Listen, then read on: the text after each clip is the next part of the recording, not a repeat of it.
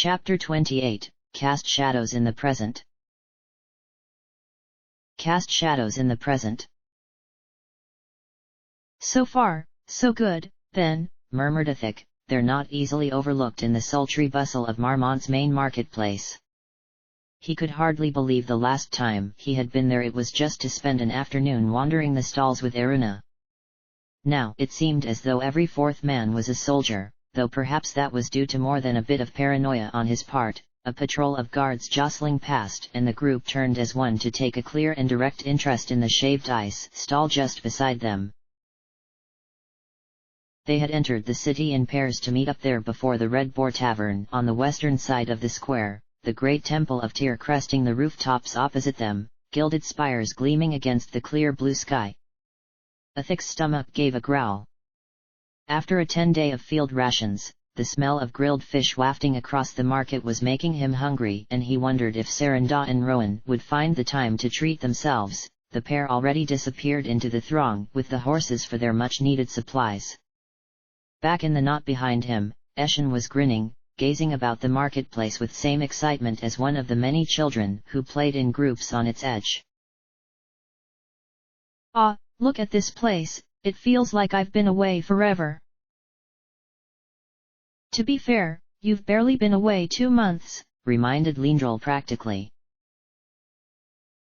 But that camp, it changed a man. That it did, agreed Gideon quietly. Chell snorted. Oh, let me guess, you were all sunshine and smiles before your capture. He treated her to a rare smirk. Something like that. Right, began Erina, something urgent in her whisper bringing them sharply back to the task. Here we'll split again. Enric, Curry, you're with Enric and we'll go to this tavern and ask after the contact Jahara mentioned. She glanced to him. What was his name, Enric? Temis, Flower. Temis Flower, repeated Eshen. Sounds like another elf to me. Lindrel rolled his eyes. Erina did not even acknowledge the quip with that. Eshen, do you know of anywhere the rest of you can wait? There's a tavern not far from here where they've learned to mind their own business. It was agreed then, the group dividing once more and all too soon Erina was stood before a dingy tavern frontage, the once whitewashed brickwork now the same dirty grey as the cobble path before it. As a name, the oyster and pearl conjured an image of opulence this tavern not only failed to match, but seemed to go out of its way to thwart. Are you ready? Asked Enric, his arm offered to her and awaiting her hand. It has been decided they would enter first and take a table, just a couple enjoying a quiet drink. Curry had thought it best not to show all their cards before they had even begun the game. He and Enric still at the other end of the street chatting with a heavily painted woman who looked like she spent much of her time stood on that corner. Erina threw on a smile and slipped an arm easily about Enric's, the older man holding the door open for her. The tavern beyond was just as she had expected, the low-ceilinged, gloomy room, where the walls, hangings, and padded benches were all subdued and faded by the dull film of pipe smoke, the complete absence of any other patrons making their presence seem all the more conspicuous, but she didn't worry. With the obscure locale and the 10 years between them, anyone who cared would likely just assume she was Enric's mistress. They took a table next to the bar, Enric ordering wine from the greying Kalimshite barkeep, while Erina fussed over her hair and pretended to check her non-existent rouge in the brass globe of the table lamp. So, Enric murmured, the pair now holding hands across the sticky table, wine poured but untouched at their side. Erina wouldn't have braved the discolored cup even if she had wanted a drink. Enric mentioned you have been in Marmont before. Yes, though not here, and not for long. We stayed in Marmont for 2 nights before we left for the camp. I spent the day walking the town with Enric, and then in the evening, I went with the other women for a drink in the Dovecot, an ale-house next to the shrine to Sun. It all seemed so long ago now. Erina felt her eyes drift unconsciously to the door. You sound to know the town well, offered the cleric. Perhaps the nicer parts of it. I doubt the knowledge will be much use to us today, she added darkly. The groan of hinges cut off any reply he intended to make though, Enric entering first, Curry at his heels as he strode up to the bar in that indomitable way of his that had once so caught her eye. Hello there, I was hoping to speak to a man named Temis. Does he work here? Work here? The barkeep repeated, his accent still strong for one who spoke Condé then so well. No, but he is due here in an hour or so. I can tell him you were looking for him, or you can wait here, if you wish. He can be reluctant about going to places he does not know. Enric's wariness made her own nerves prickle. Perhaps we can come back later then. Well, why not stay and have a drink? Pressed the older man hastily. As I said, he will not be long. But Enric was already half turned from the counter, Curry ushered before him. No, I don't think. The door banged open, 4 men bursting through to surround the pair, while behind them, another 2 piled from the back room to stand either end of the counter, a tall, sneering blonde woman issuing her orders from before the door. Stand where you're at, and make not one move. Enric went instantly for his sword, the dagger's point between his shoulders stopping him dead. The barkeep had a speed that belied his wizened frame. Not so quick there, friend. The woman smiled. Thank you, Alaev. Cantor, their weapons. 2 men stepped up to disarm them, Curry holding his hands away from his sides with a cautious resignation Enric had yet to learn. What in hell's is going on? Get your hands! Age-old threw her abdomen at the crack of the kosh, Erina half on her feet before Enric's hand had snapped about her wrist, dragging her back to her seat even as the barkeep shouted his objections. Please, you are startling my customers. Yeah, the man grunted, more focused on trying to haul Enric from his knees. Come on, you, get moving. As quickly as they had come, they were gone, Erina at last shaking Enric off and dashing to the grimy windows in time to see the pair being bundled into the covered wagon waiting outside. A snap of the whip and it rumbled off, Erina watching it retreat down the street, the anger and fear trembling through her, arms tingling with the building magics as she slowly turned to fix upon the only man still left. You! Alaev's spindly hands were before him, conciliatory, placating, the man bobbing nervously in a repetitive half-bow. Now calm yourself, miss, please be calm. I am sorry, but they arrived long before you did, and I had little choice in the matter. Please believe me when I say I am no ally to their kind.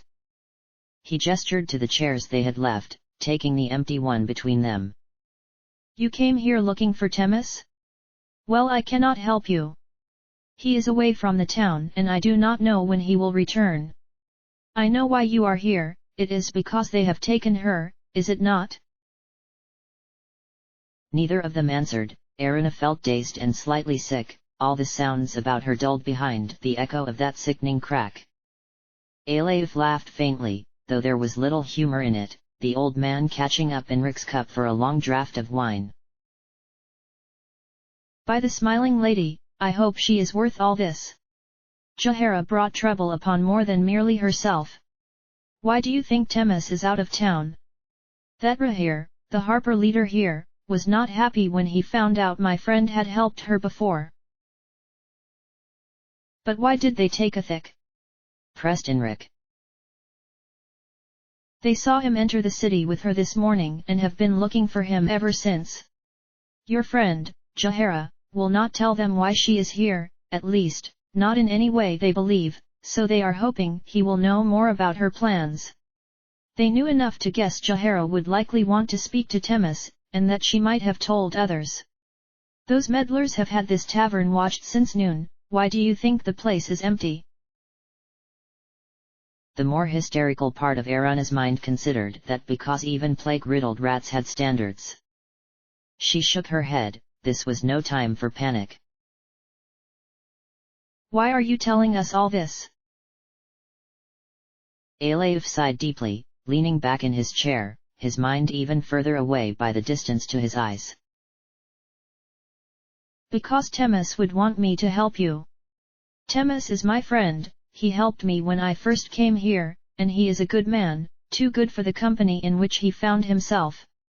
Within the Harpers, all believe Temis was sent away on a task that took him far across Tether as punishment for disobeying Rahir, but in truth he left Marmont because the Harpers here have changed and are doing that which first so angered the people of this land. Meddling in local politics, and acting for good, when that is the good of themselves. Only this time they have ensured their own protection by making an alliance with the new garrison here, both united by the task of capturing all Ballspawn foolish enough to enter the town. Erana felt the choking dread rise in her throat. Oh, Athic. Aleif looked grave. I can assume your friend is of that cursed heritage. They both are, provided Enric. Ah, well then hope the Harpers do not discover such. They will only wish to question them about the druid at this time, but if Rahir finds they are Ballspawn, then your friends will be handed over to the guards and rotting in a Dar Omar prison cell before the dawn. Erana drew a deep breath, the sour reek of stale beer somehow strengthening her resolve. Where will the Harpers have taken them now? The man shook his head, taking another mouthful and setting the cup before him with a resolute snap. I am not sure and I do not know where your Jahara is being held either. But there are a few places you can try. Here, fetch out a quill, and I will tell you what I know. Compared to the tavern they had just left, the Black Horn was like a palace, light from the high, slightly dusty windows opening a large room of scrubbed wooden tables and threadbare benches, a decent scattering of patrons crowding them for so early in the afternoon. Erana paused before the doors, scanning the immediate throng, before moving with Enric through to the snug, their voices alerting her before she even spotted them as they talked about one of the two things they all had in common. At least you lot didn't have the guards leching over you as soon as their captain's back was turned, leering bastards. Some of the guards tried it on with you, Chell. Confirmed Gideon mildly, they have a death wish. The woman just laughed, loud and warm, Lindrel supplying with a smile. Well, it certainly seemed as much from where I was standing, though it was woefully foolish of them to make lewd advances to your rear when you had just stooped for a brick. After Enric had finished realigning one's nose and making the other cough up his own teeth, Chell was dragged before the commander. Eshin was laughing as well, now. And how in hells did you escape the block after that? Chell drew herself back with a prim flick of her hair. I just explained to Enric what had happened, told him I was protecting my womanly virtues. Little did he know she gave those up years ago. Oi, watch your mouth, Eshin, or you'll be experiencing a repeat of the event firsthand. After that, Enric decreed that any soldier caught pressing his advances would be discharged without pay. At least then the guards left the women alone, or at least kept their attention for those that sought it. She added grimly. Eshin nodded, glancing about for a change of subject, the man finding it in their approach. Ah, you found us then, hang on, where are the other two? Gone, provided Enric succinctly as he took the chair next to him. The Harpers were waiting for us. They took a thick and curry. Taken! Cried Eshin, in a pitch Erana was surprised the stout man could reach. Bane's boil-covered arse. We're here to rescue one of the group, and so far all we've done is lose another two. Shush! Hissed Chell, giving his arm a quelling thump for good measure. Keep your voice down, they would have hardly let this happen, if they could have stopped it. Eshin threw her a scowl, but lowered his voice all the same. Well, what in hells are we going to do now? Do you have any leads? Asked Lindrel. Too many, sighed Enric. The Harpers have strongholds all over the town, though most are over in the west side. We can't just go visiting them one by one, cautioned Chell unnecessarily, thumb tapped against her strong chin as she considered it. This place is crawling with guards, and the Harpers will likely keep their own buildings under close eye. We need a way to narrow the search. And quickly, added Enric. Enric and Curry will be gone from here by nightfall. Eshen sighed, thrusting himself back in his chair as though he could distance himself from that mess similarly. Even if we find those two, we have to free them without bringing the whole town down on our heads, and then we'll still have Jahara to find. Eruna felt her jaw set. If we find Enric, we'll find Harpers. We find Harpers on our terms, and we can find Jahara. All seemed to hear her intimation. Enric was rigid in his chair, Gideon's liquid black eyes gazing across the table as though he had never seen her before. He nodded once. Indeed, so how are we to find Enric and Curry? Eshen sighed again, knocking back the ale in his cup with an air of one who would have preferred something more bracing. I know someone who might help, but I don't want to ask him. Enric kept his spinning head down, the men pressed either side of him, happy enough to leave him to his thoughts. He could hear the cry of gulls and voices shouting, the wheels beneath them rumbling over the cobbles as they had for the last quarter hour. He spared a glance to the Termian opposite, Curry pale and agitated in the gloom, pressed similarly between two stout men. Enric dropped his eyes once more as the wagon swung around a corner and a wave of nausea threatened to overwhelm him. At least Curry had been spared the cosh. Of all the messes he had found himself in over the years, this one had to rank somewhere near the upper middle, if he were being honest, but as with most trouble, you could only really assess the danger after you managed to escape it. Until then, they were always the worst.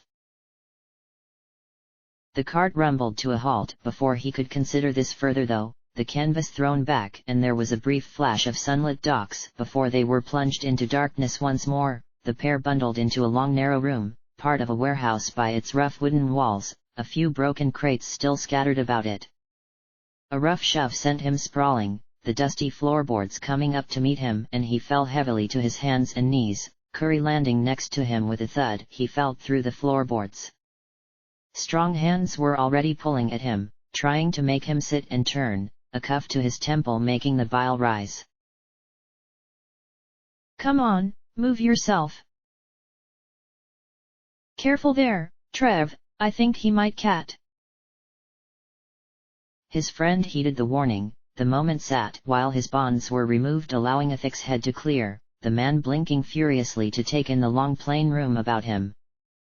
It was cramped with people and through that forest of legs he caught a glimpse of the quays outside to realize finally where they were, those long, divided warehouses rented out by visiting merchants to store the purchases of their stay, before they were loaded onto boats.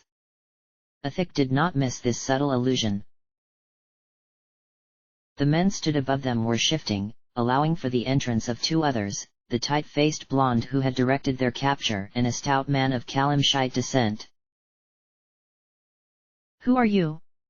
What in hells is going on here? Demanded Curry, nerves finally overriding his previous patience, the man struggling to stand again until the woman's boot convinced him otherwise. The Kalimshite took a measured step forward, barely sparing a glacé to Curry as he scooted back, still clutching his ribs. All you need to know is I am here, I represent certain interests in this town and ones which you may have come into conflict with. Cooperate and I might yet see fit to release you. Right, let us begin, what are your names? A glance between, Enric cleared his throat, a lie would be pointless, cheek would be painful. I'm Enric, he's Curry. Rahir smiled, it held a predatory look, A good start. And what are you both doing here? We're mercenaries. We were working down in Atla Undith when all this trouble got stirred up. We could tell war was brewing, and decided to head north before we got caught in it. I see. And how do you know Jahara? Enric affected an even shrug. We met her on the road a few days out of Atla. She said she was traveling to Marmont, so we joined her. So you met her on the road from Atla? Black eyes narrowed with suspicion. She was traveling alone when you met her. Yeah, agreed Curry artlessly. We were surprised, too, at first, for the way is dangerous enough in company. We soon found out why though, that Harridan's a temper on her. The woman snorted, but Rahir was not so easily amused. And yet you took the time to investigate her disappearance? Curry nodded. Yeah, course. I mean we weren't friends or nothing, but if she's in some trouble we thought it best to look into it, if nothing else, we don't want it following us. Look, can we go, now? We've answered your questions and we had only planned to stock up here before heading out again. Rahir's smile did not even waver. Not quite yet. A nod to the woman beside him and she turned back to the door behind, the way parting before a well-armored man who looked more than aware of his own importance, a red-plumed helm resting neatly under his arm. Even Rahir seemed to straighten. Are you finished finally, Rahir? I am a very busy man. We are about to begin now, Commander. What's this? Snapped Curry, unnerved. Now Rahir was amused. Nothing to concern you, he chuckled. Just a short test to ensure you are not of that heritage currently outlawed here in Tethur. You're going to test to see if we're ballspawn. Curry cried. You can't test for that. The woman smiled, dropping to a crouch before them and slowly drawing her dagger. Yes, we can, and all need is a drop of blood, though I can take more if you wish to do this the hard way. Your hands, please, and don't try anything. Enric did not satisfy her with a wince, the prick of pain across the end of his thumb slowing to a throbbing sting as she squeezed a rich bead of scarlet from the end, the droplet hanging there, suspended for an instant before its own weight brought it sailing down to pat upon the flat uneven stone sat so neatly in her other hand, the mottled blue surface etched with a chaos of runes he did not recognize. Enric watched the blood, his blood, begin to bubble and hiss. The woman smiled. As I suspected. Curry was next, the Termian watching his blood boil with a detached smile. The woman wiped the stone upon her trousers and straightened smoothly. Both positive, sir. The commander nodded once as though it confirmed all he already knew, turning promptly to Rahir. Right, you may as well hold them here and load onto barge after dark. They will be in Dar Omar by sunrise. As you say, Commander. The creak of the door, the many bodies filing out to leave them alone in the darkness. Enric ran his hands up through his short hair, wincing as he caught the lump already swelling on the back of head, another wave of nausea held back only by his temper. Bashiva's twisted horns. What in boogery are we going to do now? Jahara's taken. We're. He turned sharply at the sound of snickering, Curry's face screwed up as he laughed quietly into his knees. And what's so funny? Curry shook his head, still chuckling away to himself. By the lady, Timur is a sense of humor. Twice I've been arrested for being a ballspawn. Enric was still having trouble seeing the joke in his companion's phenomenal bad luck. So, the man repeated, his grin a flash of white in the gloom. I'm not one. What? I'm not a ballspawn. Ah, you've got to laugh, haven't you? I was first arrested by the city watch in Dar Omar for, well, I managed to convince a couple to join me in a game of dice one night in the local tavern. Took the shirts clear from their backs, which was very funny until they found the weighted die I had been palming all evening. A brawl began, got out of hand, and only ended when some bloke from Zazisburg got stabbed. The watch could have just tried me there for my part in it, but I was a foreigner and the root of more than a bit of trouble for them, and I suppose it seemed more just to send me off with the children. But didn't you tell the soldiers who took you? Course I did. Curry laughed. I denied it with every breath I drew. I denied it right until put me on that barge, and then, surrounded by the rest of my brethren, I decided that going on about how I wasn't infused with powers of a dark god might have been a bit foolish. Weakness only invites trouble. He added wisely. So, are you sure? Pressed Enric. Couldn't you be one and not know it? But the Termian seemed unconcerned. Nah, I think I'd have had an inkling by now, don't you? Besides, I've got a whole family back in the gate, mother, father, 2 sisters, not to mention my twin brother, Kevin. I remember my Aunt Gitali.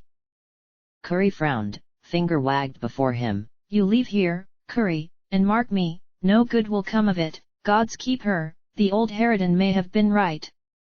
But I don't regret it. He continued, with the philosophical stance Enric had come to expect from the man.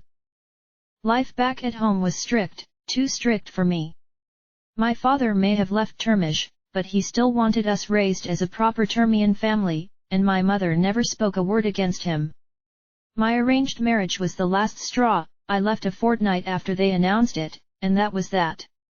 I heard afterwards my father disowned me, but I'm still in contact with Kevin and my 2 sisters. I even write to them sometimes, when I've coin enough to send the letter. Nah. He sighed. I'm no ballspawn. I wonder how many at that camp really were. Enric shook his head and though better of it as stars prickled the gloom. Then why come with us? Why not? Curry laughed. I'm not so worried about any haven, but a man needs allies and you lot are the closest things I've had to friends in a long while. Enric threw a glare at the door and the harpers who no doubt waited on the other side. So that test? Fake, I suppose, Curry reasoned. The harpers are likely using it to get rid of anyone they don't like. Those conniving bastards. I tell you one thing, it comes to it and I ain't getting on that barge quietly this time. I'll go down fighting. They shared a grim nod. Enric had seen enough of that camp to know he would not be caged similarly. Agreed. I just hope that lot managed to get us out of here before then. And then we've still Johara to find, hell's teeth, we've made a right mess of this. Ah, Erina will get to us, mate, assured Curry. She's a sharp one. I meant to ask actually, are you and her? It took Enric a moment to realize at what he was driving, the long pause giving his refusals an unflattering haste. No, we're not, I mean, she's lovely, he amended, but no. She's like the sister I never had. Why do you care? No reason, said Curry quickly. Enric frowned, feeling that same weight in his stomach whenever he thought of the girl being hurt. He had promised her mother he'd protect her, and though the woman had likely meant against more physical threats, Enric still felt his duty pull. Look, Curry, I'm not warning you off, or making you swear you won't hurt her or something stupid like that, cause it's a rare bastard who goes out of his way to hurt a lass, and she'd not put up with it anyway. But don't mess Erina about, alright? I'm not blind. For a long while she favored me in a way I couldn't return, she deserves some happiness. Alright, mate, I was only asking, laughed Curry, the man suddenly highly interested in the small cut on his finger. I just wanted to know if she was taken. I don't plan to ask you for her hand or anything. Enric snorted, the gesture drawn to a sigh as he leaned back against the crate behind him, while only a wooden wall away, the docks rang with gulls' mocking cries. Yeah, well, I may well ask her myself, if she manages to find us in time. Erina gazed up at the tall, ramshackle hulk of a building, the place so large it could have once been warehouse, aged darkened wooden walls, thick with lichens and soot, stretching up to cast a shadow over the dingy street it dominated on the less salubrious western side of the river. According to Atine, it was a gambling hall, and in both, though from looking at it now, Erina thought Flophouse might have been a more accurate description. Of the second-floor windows she could see, there were no two windows sized the same, the glass panes a mosaic sourced from other windows, lantern panes, and what looked to have once been bottle ends. Rattle and Enric were pressed up against one of the grimy windows on the lower floor, the elf turning back to let Erina see the frown that she had, until then, merely inferred from the set of his shoulders. We would have to be mad, this place crawling with guards. It will be fine, reassured Atine, the hesitation in his voice giving him away. They're not looking for us yet, and Arbor will be all right. Be all right, you slept with his wife. I know, Eshin sighed, seemingly regretting the mistake for more than this current hitch. But Arbor wasn't the sort to hold a grudge. He was angry at the time, but now he'll be all right, he repeated, sounding less than convinced himself, the round of skeptical looks merely sparking his temper.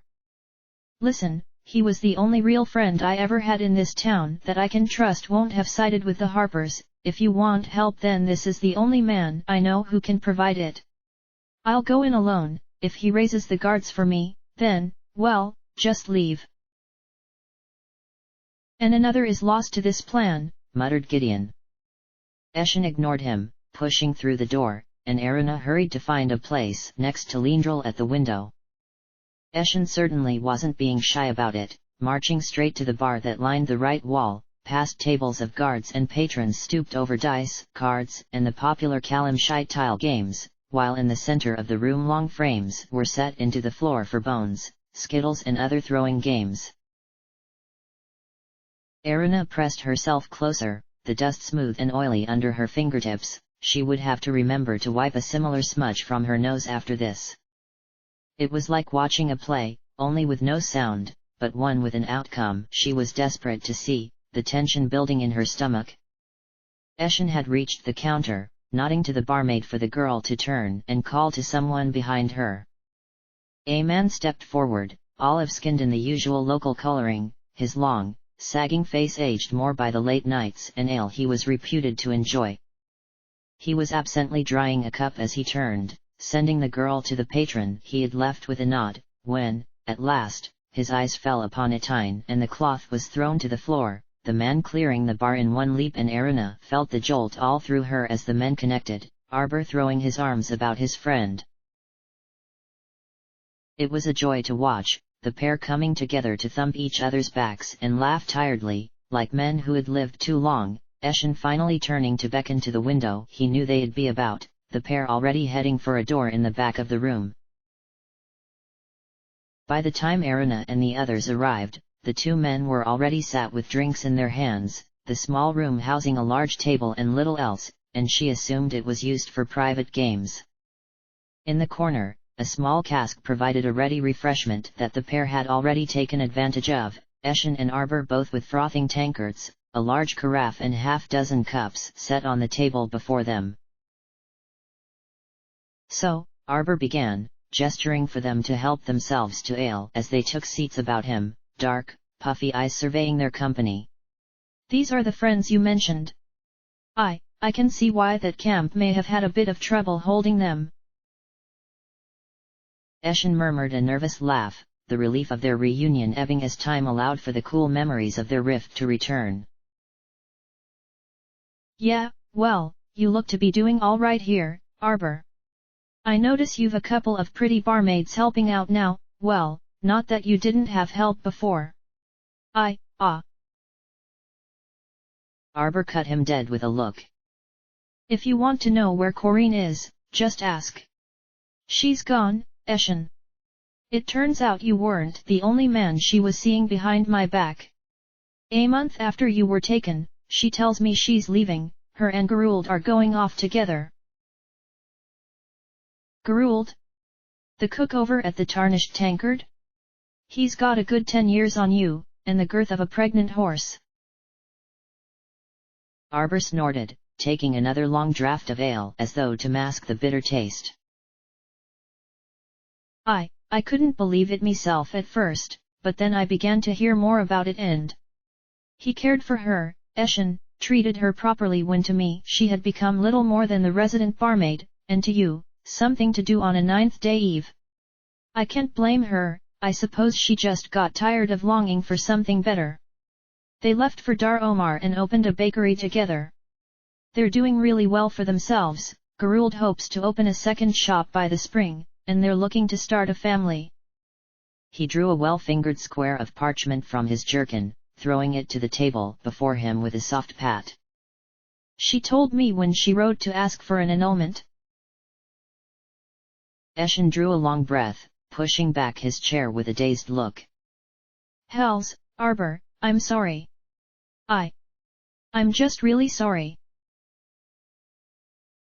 Me too, his friend sighed. I never should have shopped you into the guards. So, you're not back here for revenge then? He continued, thrusting the letter back in his pocket. And you can't be here for money, since you know well enough by now, I never have any. Erina swallowed and found her voice to answer him, this man on whom so much rested. We need your help, to cross the Harpers and likely the guards, too. Arbor laughed grimly.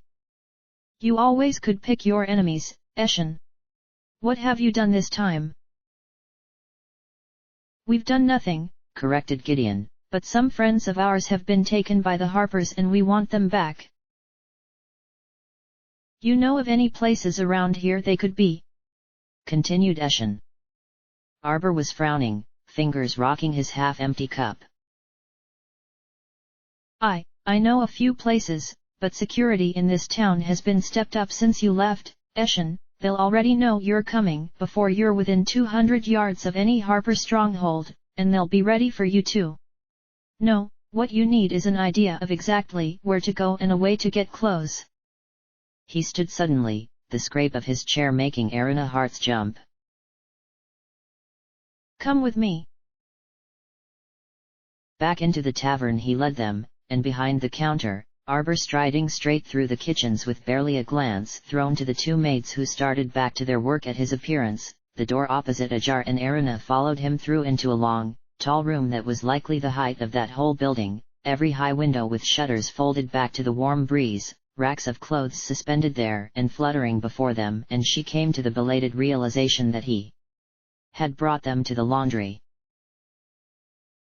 Two long stone sinks were set against the walls opposite, clothes in various states of laundering piled in baskets on the wooden benches behind them, a large mangle at the far end of the room just waiting to torture a willing back. And you've brought us to your wash house, concluded Gideon in a sneer. Arbor ignored him, moving to the nearest basket and pushing in a hand to uncover a muddy cloak, the red sun of the Tethiran army bright against the deep green wool. There, Arbor snapped, throwing it to Eshen, that should fool all but those who know you. Arbor, mate, where'd you get this? The innkeep snorted. Marmont now holds more guards than there are berths at the barracks, so a few of the inns about the town are being used to house them. Course, they aren't supposed to be partaking of their hosts' amusements while on duty. Arbor nodded in the direction of the tavern they had just left. You can see how many of them are following their orders. These won't be missed for a while yet. And when they are? Asked Chell quietly. Arbor just shrugged, tossing the woman a crumpled green tunic. I'll just say someone got in here and stole them. I've enough dirt accumulated over the years on the old guard captain, Pharaohs, that will see this blows over right enough.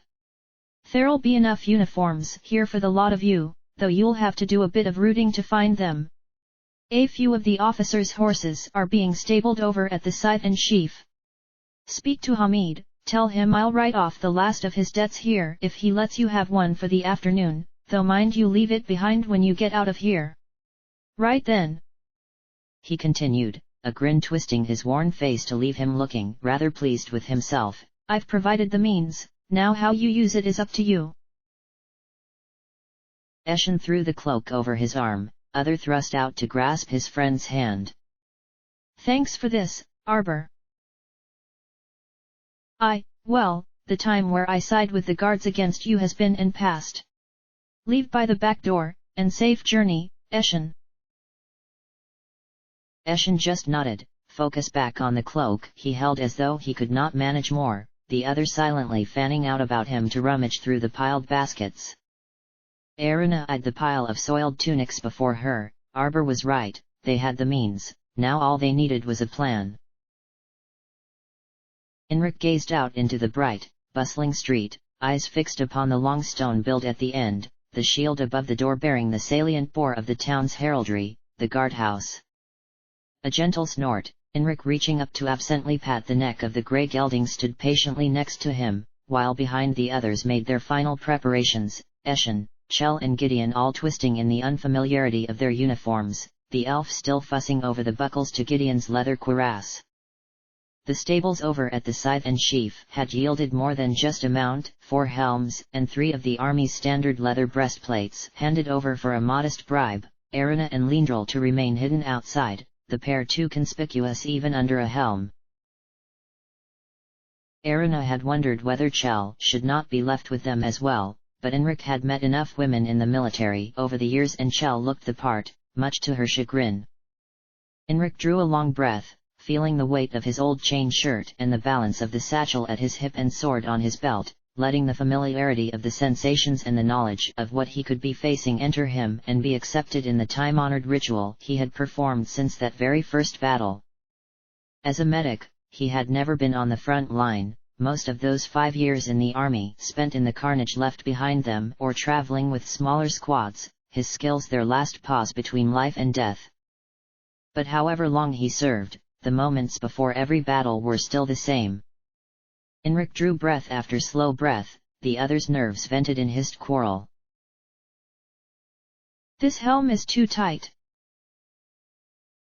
Well, of course, it is, Eshin, it's got to fit over your fat head. Thanks, Chell. Here, Gideon, swap with me. No. So the plan again, pressed Lindrel, the elf finally finished with Gideon's breastplate. You go in, Enric convinces them you've just arrived in Marmont having journeyed from the camp. These clothes stink enough to lend weight to the tale, muttered Chell. Charged with locating those who escaped detention, and you'll ask to see any children they are currently holding. All eyes were on him. Enric nodded once. Yes. And if they don't believe us? Asked Eshin quietly. Enric remained firm. They're just the town watch, I am a commander of the 7th Battalion, they will believe us. They might not even know where the children are being held. Well, if not, then we begin to visit the places Alatif gave us, snapped Erina. That's not much of a backup. You have a better idea, Eshin? Questioned Chell archly. The man snorted, throwing up his hands as though after everything, what was one more suicidal march into danger. Enric rolled his neck and placed his own plumed helm securely on his head. There, how do I look? Here, came Erina, gently reaching up to remove his spectacles, the man chuckling nervously as he slipped them into his pocket. I will be fortunate now not to announce myself to the slop boy. The girl just nodded, too nervous for a smile, Lindrel linking an arm about hers. Come, we'll have a good view over here. And any reply she made was lost to the din, the soldiers leaving the shelter of the alley to march along the busy street, people hastening from their path. Enric led the way with the horse that was supposed to be his, the man throwing the reins to Eschen as they reached the guardhouse, who tied the beast to the hitching post without falter, the two guards at the door straightening to salute his passing and serving only to bolster him. This would work. Inside, the large room was neatly arranged, an enormous, round table dismantled and leaning against the back wall, likely to make room for the four long desks that were now arranged in at a right angle against two of the walls. The few guards sat behind them searching through papers or scribbling in ledgers with much tutting and sighs, all under the sullen air of those who were unused to such formalities and resented the change. Enric reached up and removed the helm he had only just placed on, drawing from deep within him the memory of that cool, meticulous man. Who is in charge here? Every head glanced to him. The blurred figure of a stout, middle-aged man hastened to stand behind his desk and offer a wary salute. Good afternoon, sir, I am Pharos, captain of the Marmont Watch. Is something I can do for you? Commander Enric, Enric barked, of the 7th Battalion. I am here investigating rumors of ballspawn in the town. A condescending smile. I understand the watch here have had some success in detaining them. Pharos merely frowned. The watch here can take no credit for that, not since the garrison arrived, but you are in luck. Commander Helstein. And Enric felt his stomach drop as the iron door beside them swung back to reveal a tall man of local coloring. Commander, this is... Enric straightened to throw up a sharp salute and instantly berated himself. They were supposed to be of equal rank, such reactions ingrained after so long. Commander Enric of the 7th Battalion, I understand Marmont under is your protection. Helstein slowly raised a hand, as well, casting over them with a contemplative frown. He had a commanding bearing for his apparent youth, though that was more assumption than fact, his weak eyes softening everyone to their mid-20s. It is so, you are Enric, you say? I had heard rumors you were killed when the camp under your command fell to ballspawn. Enric snorted, a disdain to hide his discomfort. A rumor disseminated by men all too eager to desert their posts and flee before the uprising.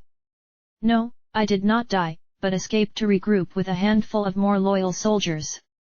We returned to the camp, logged those ballspawn who have fallen against camp records, and now we search for the rest.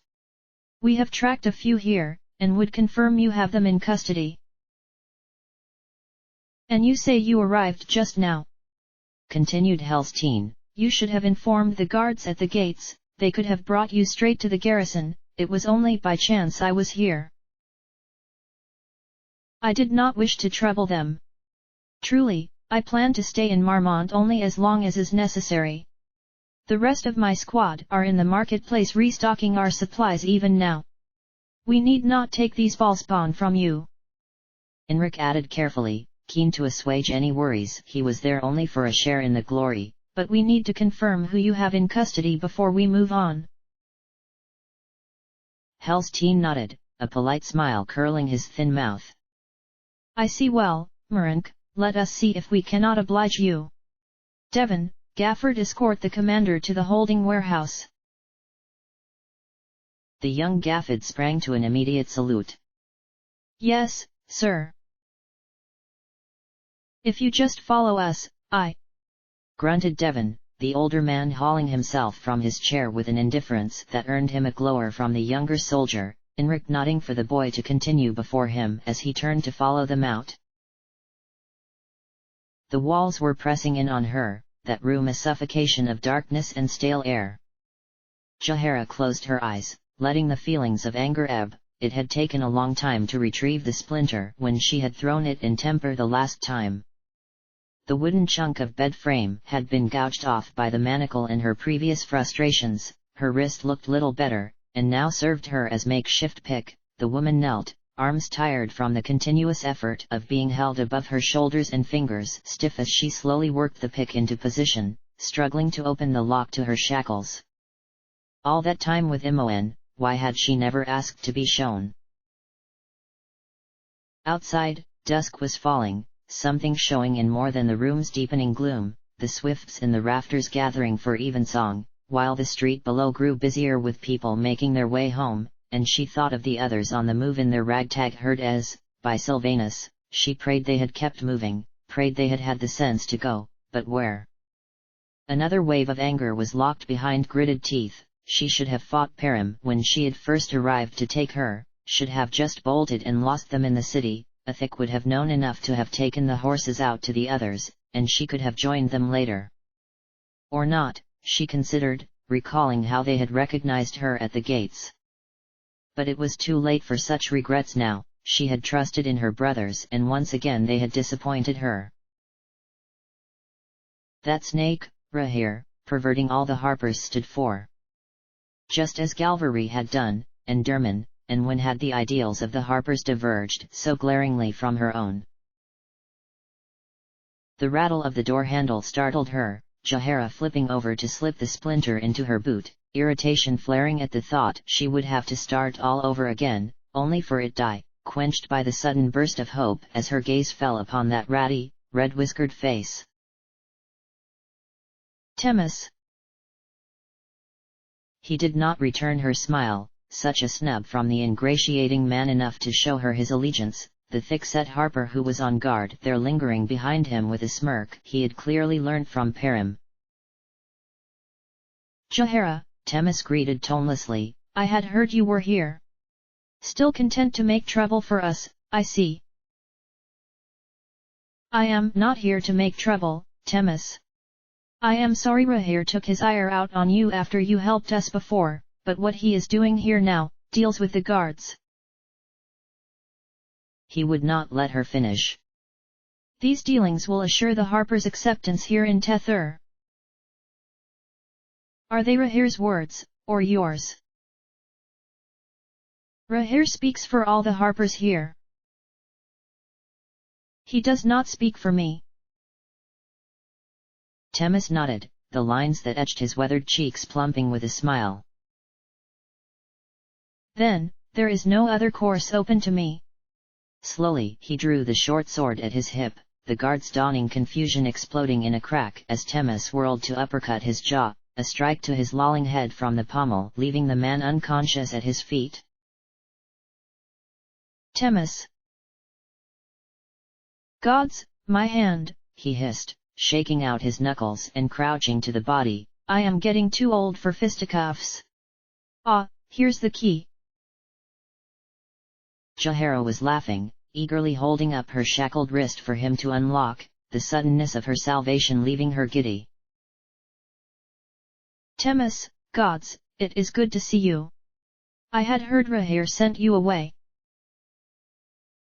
Oh, Rahir did not send me anywhere, he corrected blithely, a hand helping her to her feet. I left of my own doing. You know what the Harpers here have become, Jahara. So you quit the Harpers, she concluded gravely. Temis laughed, bright sideburns trembling. Oh, no, I've been in Dar Omar. The cells there have an idea what is going on here, but a few agree with Rahir's actions, and most are wary enough to ignore them. I'll remember the split that saw Kelvin leave. But there are a handful of others, troublemakers. He gave the word a roguish waggle of ginger eyebrows, who see what Rahir has become. The wheels turn slowly, but we're gaining support, both with Harpers here in his own chapter and more senior members in Dar Omar. When enough are with us, he will be ordered to cease his current dealings, or asked to leave the Harpers for good. Temis spared a frown for the man at his feet. My cover here will be blown now though, I'll have to keep my work to Dar Omar from here on. Jahara stared back at him, a man she had once dismissed as a dull, peripheral member of their cause. Thank you for this, Temis. Not a matter. I couldn't leave you here, could I? Especially not now, we're both on the wrong side of Param. She laughed at that, the man grinning as he dragged the guard inside and locked the door behind them. Come, I heard some friends of yours were taken by Rahir and the others after they arrived to look for you. They are being held at docks ready to be shipped to Dar Omar come the dusk, but we've time to reach them yet. Enric kept his movements sharp, his stiff stance mirrored by those who marched behind him as their group followed the two guards along the stone quays of the riverside. He could see no sign of Arana and Lindrel, but he trusted they were close by, the long shadows of dusk making a lair of every alleyway, while in the widened river, barges and boats bobbed on their moorings, white sails a rainbow of pinks in the dying sunlight. They were almost at the western end of the quays now, the area deserted enough to make Enric wonder if there were not some unseen arrangement keeping it that way, a long warehouse catching his eye, though not so much for the building itself, but for the two men stood casually outside, one middle-aged and of a local coloring, his younger companion, blonde and tanned, and Enric realized belatedly, he was not supposed to know of any alliance with the Harpers. Are these men of the guards? He barked loudly. Why are they not in uniform? They are not guards, sir, supplied Gaffred, his disdain for the men quite audible, but allies recruited by Commander Helstein. I am not permitted to say more, but he will surely tell you should you ask him. I see. Devon ignored this exchange. Their approach had been noted a while ago, the older Harper raising his hand to greet them as they closed enough to be recognized. All right, Devon? Who've you got here, then? More soldiers from the south, they want to see who we've taken recently. Does Rahir know? Came his tow-haired companion. Gaffred bristled. This is none of his business. This man is a commander of the 7th Battalion and under direct orders of the Queen. Now, show him the prisoners. Look, Devon pleaded tiredly, no attempt to hide the exaggerated eye roll. Just help us out, will you, mate? You know how Helstein gets. The two Harpers shared a frown, an unspoken agreement passing in the look, the older man sighing as he turned to the door he was standing before, fumbling for the keys at his belt. All right, then. We caught these two sneaking about where they shouldn't have been yesterday morning. Yesterday? Repeated Enric, the realization dawning an instant too late, and the door before him was hauled back to reveal the hunched forms of Demet and Cruis, two men who had left their company at Ludsbeck village to find their own haven, the pair blinking blearily in the sudden light. What? Carstill? Murmured Demet. Ah, they are two of them, yes, Enric agreed hastily. On to the next then. In the cell, Demet was struggling to his feet. Carstill, you bastard, you betrayed. Chell took matters into her own hands, stepping forward to smartly slam the door. There, now open the next. Neither Harper heeded her. Here, why was he calling you Carstill? If you must know, Carstill is my given name, Enric faltered. Some of the detainees used it as a mark of disrespect. Now, then, the next cell. Devon and the Harpers were frowning, Gaffred looking uncertain as who to side with as his companion half drew his sword. Just who are you? Enric straightened, eyes blazing. As I said, I am Commander Enric, and I am finding myself growing impatient with these delays. Now, on to the next. No one moved, the tense silence broken only by the cry of distant gulls, the slap of some loose rigging starting more than just Devon, hand twitching over his hilt, and Enric did not even see him move. Gideon suddenly stood over the man, bared blade scarlet, and Gaffred was given no time even to cry out as he too was cut down, Chell and Eshin darting forward to silence the harpers, Enric furious as he whirled upon the instigator of this needless carnage. You bastard, Gideon! I could have convinced them. The man just snorted.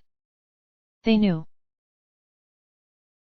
All whipped back at the clatter of footsteps, Erina and Lindril tearing from the alley just yards away. What in hells was that? The elf demanded of the bodies. Gideon shrugged, crouching to wipe his long dagger on the nearest. They were onto us. Never mind that, snapped Erina. Chell, get the keys and get these doors open. Here, called Eshin behind them. The man stooped over the blond youth he had dispatched, the young man groaning as he clutched the stain that was blooming across his abdomen. This one's alive. Good gods, cried Enric, at last started to action and hastening to his side, hands already groping for the bandages in his bag. Lie still, I'll get you something for they, ah. Hells, guard, get out of it. Strong hands wrenched him back, Gideon shoving him sideways to loom over them both, a boot poised over the youth's stomach. Now, if you want to see tomorrow, mate, I suggest you tell me where. Jahara!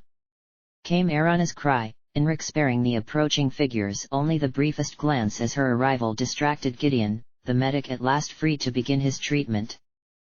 Demet and Cruis were already released, the pair stood in amongst them, Eshin taking the time to fill them in, while Chell and Lindril moved on to the next cell, Erina rushing forward to meet the woman in a hasty embrace. Oh, Jahara, you're all right. Yes, with no small help from Temis, here. Where is Enric? He and Curry were taken by the harpers, we think they're. Stand fast all of you, and make not one move. And Enric felt his stomach clench, Chell and Lindril frozen before the second door, the rest of them whipping back and forth as guards poured from the alley. Erina had just moments before rushed from, their swords already drawn, a group with crossbows taking up position behind them while a squad of guards stepped in to block escape at the other end of the warehouse. Of the advancing soldiers, Helstein was at their head and smirking smugly, the watch captain, Pharos, behind him and seemingly distressed by the slaughter they had arrived to, a small group of men and women without uniforms advancing with them, and Enric recognized the blonde women from the Pearl in their number, their smaller group headed by a heavy-set Kalimshite, the man's face glistening in the humid heat. Commander Helstein was still barking orders, the man halting as his guards fanned out instinctually to surround them. You, toss me those keys. You, move away from that body. A merry jangle as Chell's keys went sailing across to him. Enric rose slowly and took a few steps back, the man relieved enough to see another of the harpers hurry over to tend youth. Now it was merely his own group he had to save. Helstein? What is the meaning of this? It was hardly a convincing show, even for his bluster, and Helstein agreed with him. Do not bother with the pretense. Did you think I did not realize from the very beginning? Commander Enric was a close friend of my father's before the First War took him. At his side, Captain Pharos's weathered face went slack. You knew this man was an impostor, Helstein?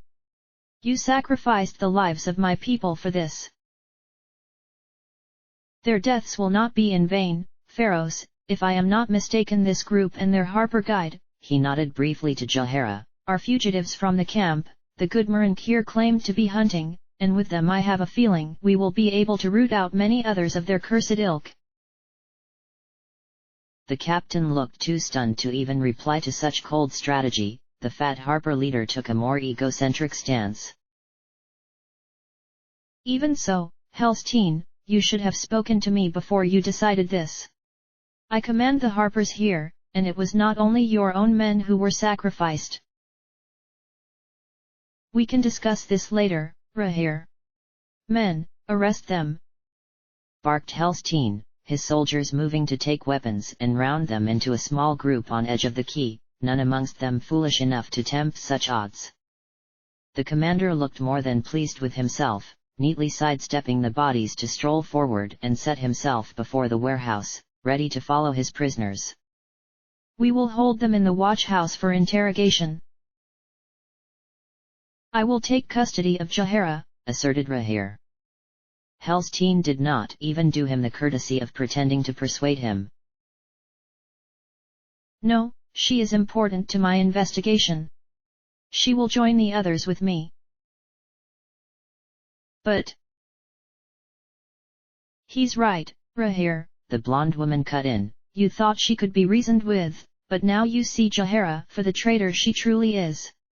She is set on her path, let it lead her to the same ruin. Helstein threw a cool glance to the Harper leader. Do you wish to deal with the other insurgent? Rahir looked at Temis, for the first time showing some sign of indecision on his fleshy face. The red-haired Harper seized his chance. Rahir, look! Look at what this alliance has brought us. Kent is dead and Loras is on his way. This will be what you are remembered for after the war, not any alliance or how many ballspawn you caught, this. Temis, you fool, the blonde woman snapped. Your insubordination cheapens their deaths. But Temis would not be silenced, and the man was clearly popular enough within his own group that he had a willing audience. What has happened to you, Param? Are you so blind that you cannot see what the Harpers are doing here is tantamount to murder? Murder? The ballspawn are dangerous. You're not wrong. And suddenly, the door behind Helstein was thrown back, two massive hands grabbing the man before he could even cry, one at his neck as the other neatly snatched the dagger from his belt. Enric! Gasped Erina, a strangled mix of fear and joy. Back! The warrior snarled, moving from the doorway and wrenching Helstein with him for curry to appear in the mouth. Step back or I'll cut his throat! The commander looked too amazed to be frightened. That door? But, I had the keys. Lindril chuckled lightly, brandishing the small pick he had palmed. What do you think I did for a living back in Rathaven? So, concluded Captain Pharaoh slowly, seems we're at a standoff. You kill the commander there, and the archers here will open fire. Oh, I haven't played my hand yet, mate, laughed Enric grimly. You want a ballspawn, I'll give you one. Curry. The Termian nodded, pointing to the blonde at Rahir's side. You, Param, is it? Throw me the stone. The stone. Rahir was instantly beside himself. Don't, Param, it is a trick. Enric certainly wasn't playing, Helstein choking as the dagger began to bite. Give me the stone or he dies. Give it to him now. A last puzzled glance thrown to Rahir, and Param fished a large pebble from her pocket, Curry catching it easily. Enric nodded to him. You ready? Curry held up the stone, Helstein giving a strangled yelp as the dagger bit deeper, Enric angling the blade to let blood bead down it and drip, pat, pat, pat on the dull grey rock. The commander's eyes widened as it began to hiss. What? I am no ballspawn. No, grunted Enric, finally releasing the man, dagger ready for any reprisals. And neither are we, and nor were likely half the poor bastards handed over to you. It was all a ploy by the Harpers, explained Curry, to curry favor here in Tethur and win back the acceptance of the people. When Jahara found out, she was taken in and we were arrested to keep our silence, too. Lies, screeched Param, shaking in her rage. All lies. Jahara is a traitor. Then, how would you explain this? Roared Helstine back, the stone thrown to ricochet painfully off her leg. Guards, arrest them! The harpers backed into a wary knot as soldiers moved to surround them. Perim's ire turned upon her leader. No! You bastard, Rahir, I trusted you. Be silent, Perim. Your ranting helps no one.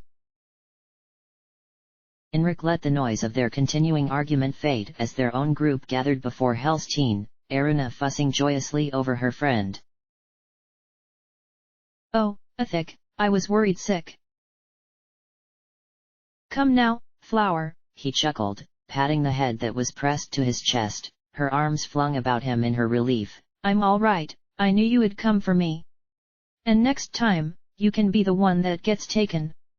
I'm quite keen on the idea of them trying to hold you in some poxy warehouse. Boom! He threw his hands up with a great laugh, Erina giggling fondly, a hand still on his arm as though to assure herself he was back with her. Curry left to congratulate the rest of them with a broad grin. You found us then, good work.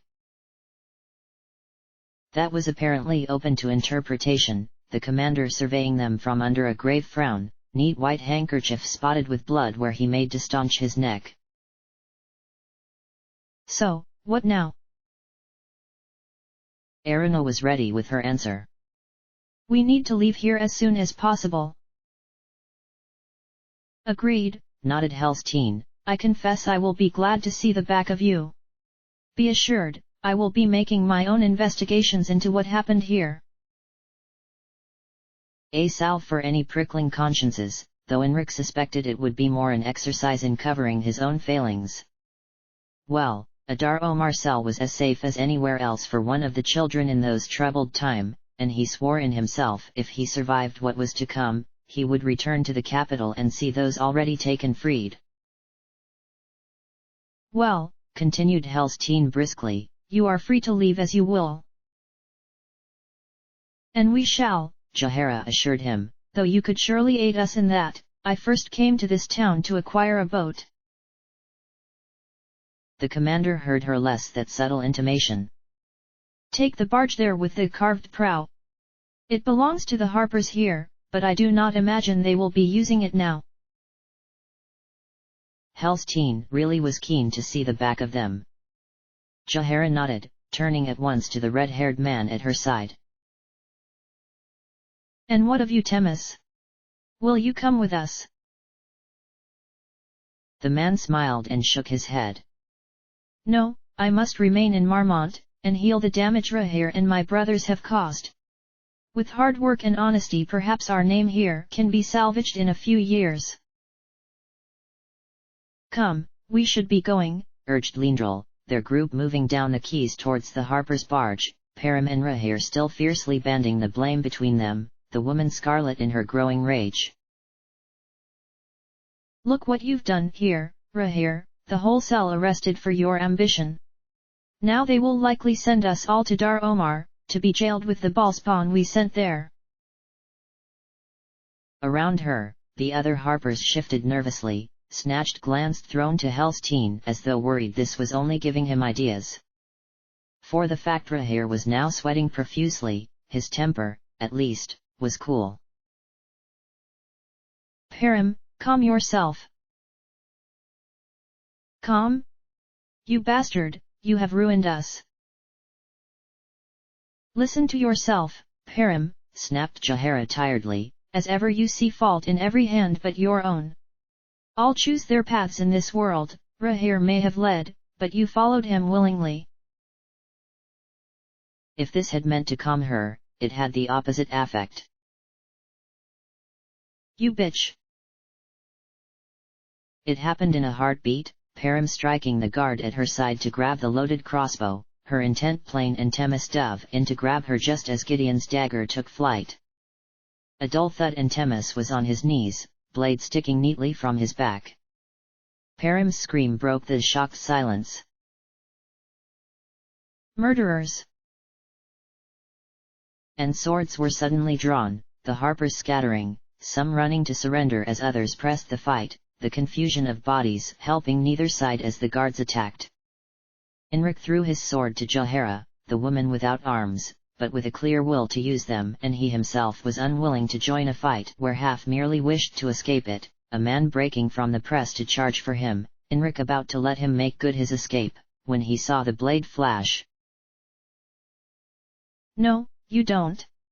boomed that voice, a great fist grabbing the harper with force enough to whirl him about, the dagger Enric had taken from Helstein making short work of his attacker. Enric stuttered his appreciation. "My thanks, friend." Enric just grinned, the smile frozen on his face, his look almost surprised as a blade tip emerged from his unprotected chest. Param's victory brief as a soldier cut her down, and she and Enric fell as one. Param's death had signaled the end, those harpers left surrendering to the overwhelming odds, weapons joining the bodies that already scattered the keys. That moment of calm, hearts slowing as everyone glanced to one another and a scream went up, a howl from torn soul, Erina throwing herself upon the body. "Enric! No, oh, no!" Enric crouched over him, but there was nothing to be done. The blade had pierced his heart and Enric had likely died before he had even hit the ground, Erina unmindful of the blood soaking her skirts as she clung to his arm, keening as though the sword had impaled her too, Curry hovering behind her, tears running freely down his face. They were not alone in their grief, harpers and guards stooped over the fallen. Across the quays, Jahara hurried to her old friend's side, the man still clinging to life even as the cobbles beneath him pooled red, thin rivulets tracing their way down to the river. Gideon was crouched over him, trying in vain to staunch the gaping wound with a blood-soaked rag, the warrior snatching a guilty glance to her as she arrived above him. I didn't mean, I thought." "I know, oh, Temis." Jahara seemed to know instinctively there was no hope, moving to place her hands gently over his own, rather than the wound, the older man's lips curling to a wan smile as he found her. "Do not worry, Jahara, I am not afraid." "No, Temis, do not talk," she murmured, easing a hand from his to wipe the gurgled blood from his chin, though he did not heed her, face screwed up with the effort. "You must not lose faith, Jahara. Any man can be misguided, but the harpers as an ideal are still good. We need people like you, those firm in their convictions. Do not forget." His voice faded and his life followed. Enric glanced up as the cool droplets, fine as pinpricks, bristled his neck, the rain that had threatened all day, patting lightly on cobbles as though to wash them of this sin. Erina was still weeping, Curry trying to heave her up as Chell and Eshin covered the body with the latter's dark green cloak, a couple of soldiers helping them to carry him on board the waiting barge. Enric sat back on his haunches and gazed about him, to Helstein assuring Jahara he would see to Temis's funeral, to the bodies that littered the quays, the soldiers moving between those harpers who had had the sense to surrender, his gaze falling finally on Rahir, pale and distraught. The man knelt with the others with a sword resting between his shoulders and staring out at the carnage his pride had wrought. Enric rose and turned away, following the others up the gangplank. End of chapter.